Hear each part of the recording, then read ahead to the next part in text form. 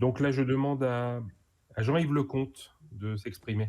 Oui, merci Monsieur le Président, merci Madame la Commissaire pour ce panorama. J'aurais quelques questions sur des sujets que vous avez évoqués. D'abord, sur la question de la liberté de la presse, parce que la question de la liberté de la presse, on peut se dire, c'est finalement la capacité de dire ou de ne pas dire ce qu'on pense ou ce qu'on veut, mais c'est parfois plus subtil, et nous l'avons vu récemment au sein de cette commission dans une mission en Hongrie, où finalement, si les médias peuvent dire ce qu'ils veulent, mais alors sont sanctionnés par le manque de moyens, en particulier parce que le marché publicitaire est totalement contrôlé par l'État, alors il y a un vrai sujet. Et cette question, elle est très sensible en Hongrie, elle est aussi sensible en Serbie et dans un certain nombre de pays membres du Conseil de l'Europe. Est-ce que sur ce point, vous avez une capacité de surveiller l'évolution, j'allais dire, du marché publicitaire qui permet finalement à une pluralité de médias d'exercer? Deuxième chose, vous avez évoqué la qualité de l'indépendance de la justice. Mais l'indépendance de la justice n'est pas tout.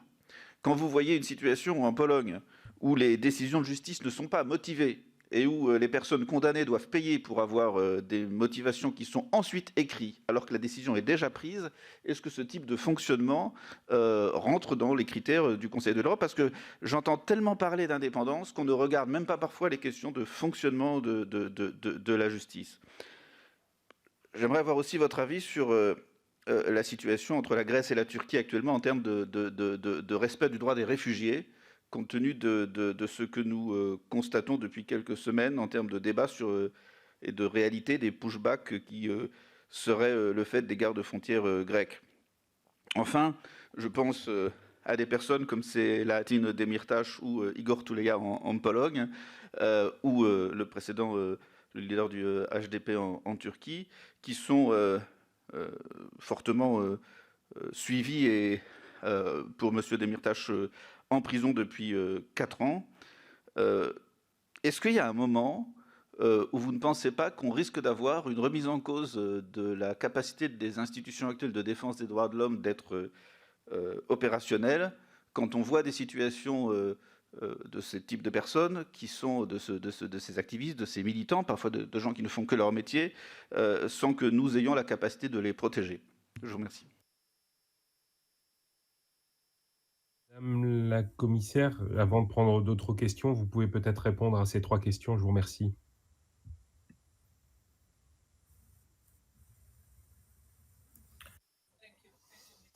Oui, merci Monsieur le Président. Eh bien, j'aimerais tout d'abord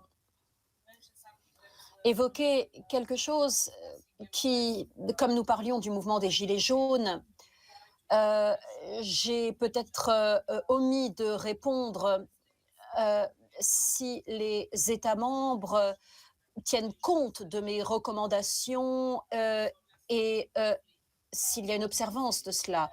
Eh bien, en bref, je dirais que le niveau de coopération des États membres avec moi-même et avec mon office est très bonne. Une majorité d'États essaie véritablement de travailler avec nous, mais parfois, il est aisément compréhensible que eh bien, ma mission est sensible, elle est délicate. Les questions que je soulève sont souvent sensibles. Et la plupart du temps, ce sont également des questions polémiques pour un certain nombre de sociétés. Et, et les instruments que j'utilise, vous savez, il n'y a rien de spectaculaire véritablement. J'écoute, je discute. Et je pense que tout cela ne peut être évalué que sur le long terme. Et il y a un certain nombre de choses qui peuvent être mises en œuvre rapidement en changeant certaines pratiques. Il faut être cohérent et il faut également que je porte mon attention dans ma démarche à toujours maintenir un dialogue constructif avec les 47 États membres. Je peux également mobiliser d'autres instruments tels que l'intervention en tant que tierce partie à la Cour européenne des droits de l'homme, dans mon travail avec la société civile, les défenseurs des droits de l'homme et les structures nationales des droits de l'homme. Mais je crois important de vous dire que je n'hésite pas à parler haut et fort quand je vois des violations des droits de l'homme dans certains États membres. Bien sûr, j'essaie d'user de la diplomatie d'abord et d'un certain nombre d'instruments. Mais quand je vois que le système des droits de l'homme dans ces pays, viennent être dommageables au bien-être de la population, et bien là, il est de mon devoir de faire le plus possible et de mon mieux pour dire haut et fort que ces États membres doivent être respectueux des droits de l'homme, ne pas leur laisser oublier que s'ils veulent continuer à être membres du club, il faut respecter les règles, quand malheureusement ce n'est pas le cas. Alors pour revenir à plusieurs questions, tout d'abord en ce qui concerne l'Espagne. Pour ce qui est de la Catalogne, presque tout début de mon mandat, j'ai commencé à travailler sur les questions liées à la Catalogne. J'ai une déclaration sur le droit au rassemblement pacifique. J'ai donc fait une déclaration. J'ai discuté avec le gouvernement espagnol et avec les autorités des forces de l'ordre. J'ai rencontré un certain nombre de personnes, le président du Parlement catalan, entre autres, pour écouter leurs préoccupations. Et pour ce qui est des procès, mon équipe travaille pour suivre tout cela de très près. Nous faisons de nombreuses visites dans le pays et nous voulons maintenir le dialogue qui existe et qui est très constructif avec les autorités espagnoles. Ça part de la délégation à Strasbourg, mais également dans le pays. Alors, tout cela est très polémique, très sensible pour ce qui est des droits de l'homme. Et l'indépendance et la transparence de ces procès devront continuer à être suivis de près. Je ne peux pas en dire beaucoup plus. Je poursuis ce dialogue et si je vois quelques raisons d'inquiétude, bien sûr, je le dis immédiatement et publiquement. Pour ce qui est de mon travail et de mon essai pour essayer de pousser, si je puis dire, certains pays à ratifier les conventions, j'ai évoqué des visites dans les pays, également des lettres que j'envoie. Je peux également discuter avec les États et essayer de comprendre pourquoi certaines conventions n'ont pas déjà été ratifiées, signées, mises en œuvre. Je crois qu'il est important d'évoquer que la Convention d'Istanbul, par exemple, qui est un sujet un peu brûlant en ce moment, je la mentionne tout le temps parce qu'elle est très liée à mon travail sur les droits des femmes, sur la lutte contre les violences faites aux femmes et également une réalité assez problématique que nous notons dans un certain nombre d'États membres qui n'évoluent pas vers la ratification. Il en est de même pour d'autres conventions que je peux mentionner et sur lesquelles j'attire l'attention d'un certain nombre d'États membres. Il n'y a aucun doute sur le fait que j'apporterai toute mon assistance et j'espère obtenir des résultats positifs à terme. Je suis très reconnaissante à la délégation française à notre assemblée parlementaire à Strasbourg parce qu'ils manifestent une volonté constante de discuter avec moi des questions relatives aux droits de l'homme et au respect des droits de l'homme en France. C'est quelque chose qui est très précieux pour moi et pas seulement sur la question des gilets jaunes, hein, bien sûr, mais en général. Pour ce qui est de la liberté de la presse et la question liée au marché de la publicité, je ne suis pas sûre d'avoir compris la première question. Est-ce que je peux avoir un impact ou une influence sur ces régies de publicité? Donc, je suis tout à fait disposée à revenir à cette question parce que je ne suis pas sûre d'avoir compris toute cette troisième question. Une évaluation de la situation du marché publicitaire, parce que ça impacte directement la liberté des médias. Une évaluation de la diversité du marché publicitaire et pas de son contrôle par l'État. Les annonceurs, hein. Si 80% des annonceurs sont publics, il est clair que ça a une influence sur la capacité des médias d'être libres. Et c'est bien le cœur du problème en Hongrie. C'est pas qu'il est interdit de dire des choses, c'est que les médias, pour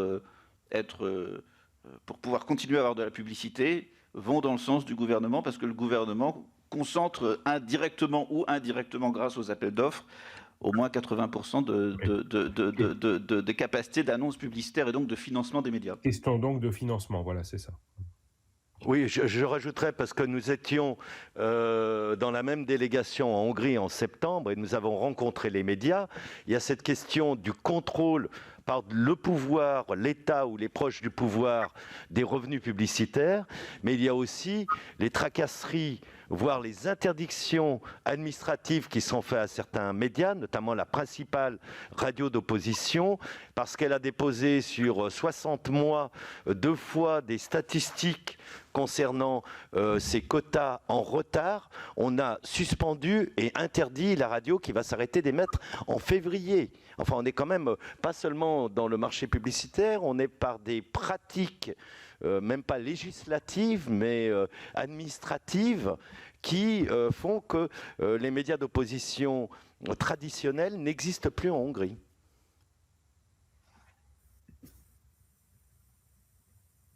Vous pouvez reprendre, Madame la commissaire. Yeah.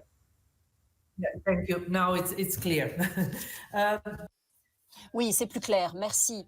Eh bien, c'est une question que je suis de près pour ce qui est de la liberté d'expression en Hongrie. Pour ce qui est de la pluralité des médias, eh bien, je ne peux que vous dire que cela fait partie de mon mandat et c'est une partie des problèmes que nous observons en Hongrie, mais également dans d'autres États membres du Conseil de l'Europe. La pluralité des médias est d'une importance absolument cruciale pour avoir un environnement médiatique sain. Et malheureusement, dans plusieurs États membres du Conseil de l'Europe, ce n'est pas le cas. Je travaille sur un certain nombre de questions pour essayer de déterminer les causes et essayer vraiment de comprendre l'environnement des médias qui a évolué dans certains États membres du Conseil de l'Europe. Les actions gouvernementales qui essaient de réguler, de réglementer et d'imposer leur rhétorique sur certaines stations de radio ou chaînes de télévision et des atteintes claires à l'état de loi l'état de droit que l'on note dans plusieurs de nos États membres. Pour ce qui est plus spécifiquement de la Hongrie, cela a commencé il y a longtemps. Ça a commencé déjà en 2010 avec l'adoption du soi-disant paquet média. Et je dois dire que moi, ma vision des choses et l'une des raisons pour lesquelles cette question n'a pas été traitée correctement quand tout cela a commencé, eh bien, je dois en rendre responsable un petit peu l'Union européenne parce qu'il n'y a pas eu de réaction à l'époque. Et je sais que par la suite, il y a eu plusieurs tentatives pour essayer de faire quelque chose, mais je dirais qu'il était déjà trop tard. Et ce que nous avons maintenant, eh bien, c'est que nous avons les répercussions. C'est comme un boomerang qui nous revient dans la figure et les autorités utilisent des instruments gouvernementaux pour eh bien, la suppression des médias par différents biais. Alors, le Conseil de l'Europe s'en saisit, mais la Commission européenne également l'a mis dans ses priorités. Plusieurs commissaires de la Commission européenne s'en sont saisis et ce n'est pas une question qu'une seule organisation internationale peut résoudre. C'est un problème qui existe de longue date et pas seulement en Hongrie mais dans d'autres États membres qui ne vont pas dans la bonne direction pour ce qui est de la liberté d'expression. Quand on a parlé de pushback, alors c'est quelque chose à quoi j'ai travaillé depuis longtemps. Et il ne s'agit pas seulement de la frontière entre la Grèce et la Turquie. Il y a également la frontière de mon pays natal, la Bosnie-Herzégovine. Je l'ai soulevé à la Cour européenne des droits de l'homme quand il y a ces pushback violents à la frontière et qui, eh bien, ont lieu à plusieurs frontières en Europe. C'est un problème important. J'y travaille avec mon équipe pour essayer de voir comment je peux eh bien, aider le mieux possible les États membres. Je me suis rendue sur place dans plusieurs des pays mentionnés, Grèce et Turquie par exemple. Je suis allée en Grèce pour voir de mes propres yeux. Je suis allée à Lesbos, à Samos. J'ai parlé avec des migrants, j'ai parlé avec les autorités pour essayer de comprendre ce qui se passe.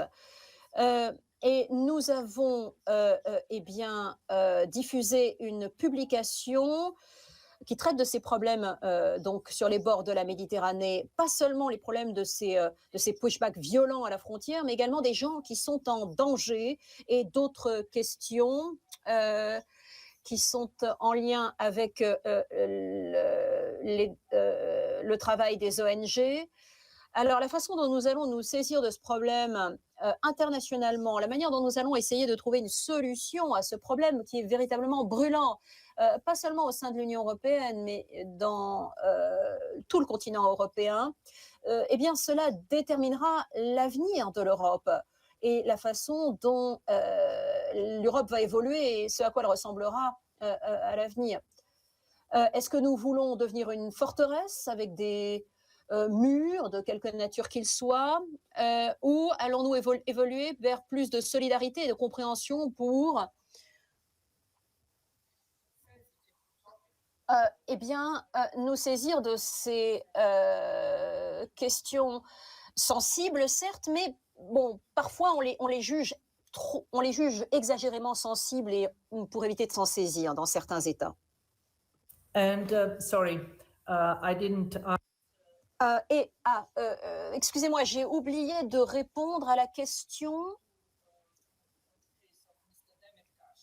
sur Monsieur Demirtaş. J'ai soulevé ce dossier devant la Cour. Je dirais qu'il ne s'agit pas seulement de Monsieur Demirtaş, il y a également Kampala et d'autres prisonniers. Et tant que nous n'aurons pas un jugement clair de la Cour européenne des droits de l'homme et une décision et de déclaration claire du comité des ministres, eh bien, ces messieurs,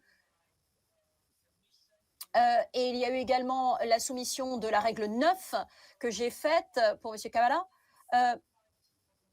Alors, c'est assez problématique, pas seulement pour la Turquie, mais pour dans un certain nombre de pays membres du Conseil de Conseil de l'Europe, pardon, qui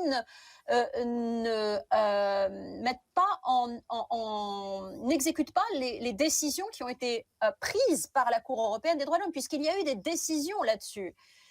Il y a également un nouvel instrument que j'ai à ma disposition, qui a été adopté en 2017, qui donne la possibilité au commissaire que je suis de soumettre des textes qui appellent à l'exécution de ces jugements. Je l'ai déjà utilisé à plusieurs reprises pour M. Osman Kavala en Turquie. Et ce sont des points sur lesquels nous allons continuer de travailler et nous allons continuer à suivre les évolutions de ces situations extrêmement difficiles. Merci Madame la Commissaire. J'ai encore Pierre Laurent qui a demandé la parole, mais je précise à mes collègues commissaires que je souhaiterais qu'ils restent encore un petit peu en commission parce qu'on a encore 2 points importants à juger après votre audition. Merci.